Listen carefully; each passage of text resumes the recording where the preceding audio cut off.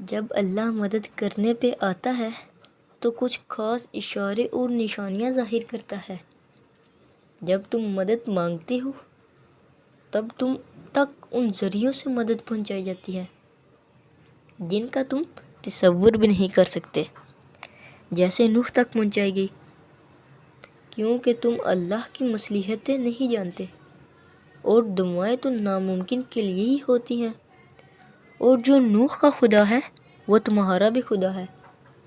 تم نہیں جانتے کہ اللہ نے تمہارے لیے کیا کچھ سوچ رکھا ہے۔ تم نہیں جانتے کہ اللہ نے تم تک تمہاری چاہت پہنچانے کے لیے اتنے انتظامات کر رکھے ہوں۔ تم نہیں جانتے اس دیری کے بعد تمہاری ہر اس دعا کی قبولیت ہے جو تم مانگا کرتے تھے۔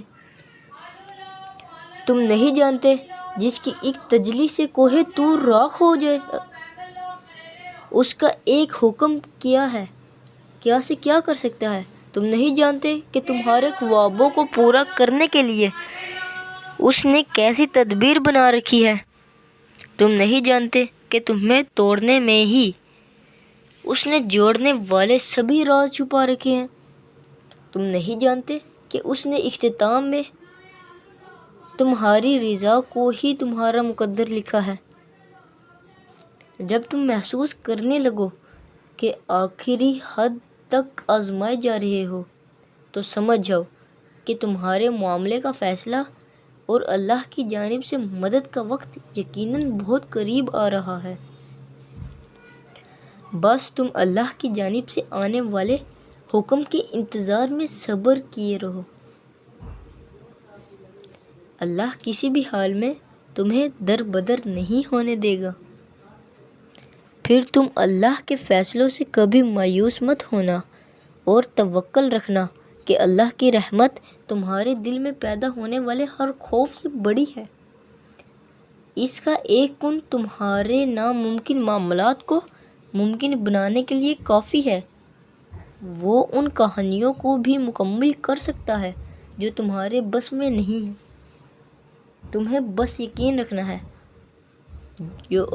کہ جو تمہارا ہے اس تک تمہیں پہنچانا پڑے گا، بلکہ وہ خود راستہ ڈھونڈ کر تم تک پہنچا دیا جائے گا۔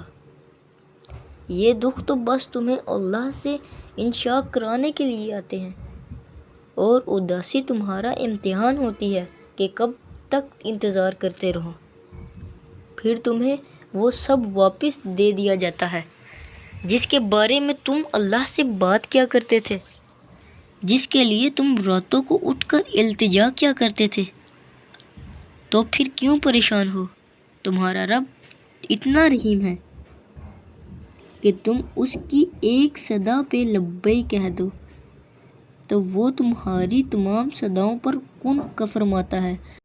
تم اس سے بھلے لاکھ دفعہ ہی کیوں نہ منہ پھیر لو، مگر پلٹ کر جب بھی اس کو پکارو گے تو وہ تمہیں ہمیشہ اپنے پاس ملے گا۔ اس کی محبت تو ایسی ہے کہ وہ روٹھ کر بھی روٹھا ہوا نہیں لگتا، تو پھر ایسی محبت سے مایوسی کیسی؟ تو پھر جو چاہیے اسے اللہ سے ضرور مانگو، مگر اس کے پیچھے بھاگو مت۔ اگر دل کا سکون چاہتے ہو تو ان معاملات کو اللہ کے حوالے کرنا سیکھو جنہیں تم بدل نہیں سکتے۔ دستبردار ہونا سیکھو، چیزوں کو آزاد کرنا سیکھو، خود سے محبت کرنا سیکھو۔ تمہاری مستقل دعائیں ہی ناممکن کی قبولیت کو ممکن بناتی ہیں۔ تمہارا یقین ہی تم پر وہ دروازے کھولتا ہے جن کو کھولنا کائنات کی کسی شے کے بس میں نہیں ہوتا۔ تمہارا صبر ہی تمہیں معجزوں سے ملواتا ہے، اور کن سے فیکون تک ہر ادھوری کہانی مکمل ہو جاتی ہے، اور وہ دعا جو منہ سے نکلتے ہی قبولیت کے مراحل میں داخل ہو جاتی ہے، وہ ٹوٹے ہوئے دل کی ہر دعا۔ بس پھر جو مانگ لیا جاتا ہے اس کی عطا میں دیری نہیں کی جاتی۔ پھر وہ شے بھلے ہی تمہارے نصیب کا حصہ نہ ہو۔ کیا تم نے سنا نہیں، تمہارا رب سب کچھ کر سکتا ہے۔ تم جتنی دفعہ دعا مانگتے ہو اللہ اتنی دفعہ تمہیں تمہاری دعاؤں کے جواب دیتا ہے۔ تم یہاں ایک قطرے کے لیے رو رہے ہو، جبکہ تمہارا رب تو تمہیں 7 سمندر عطا کرنے پر بھی قدرت رکھتا ہے۔ تمہارا کام بس دعا کرنا ہے۔ عطا کی تدبیریں وہ خود بناتا ہے، جس نے صرف 6 دنوں میں آسمان اور زمین اور ان میں موجود ہر چیز کو بنا ڈالا۔ تمہیں لگتا ہے کہ اس رب کے لیے تمہارا مقدر بدلنا مشکل ہے؟ اس کے لیے کچھ بھی ناممکن نہیں، اس کے لیے کچھ بھی مشکل نہیں۔ اس کے بعد اس نے تمہارے لیے خوشی کو چن رکھا ہے۔ اس مشکل وقت کے بعد تمہارے لیے آسانیاں ہی آسانیاں ہیں۔ جزاک اللہ۔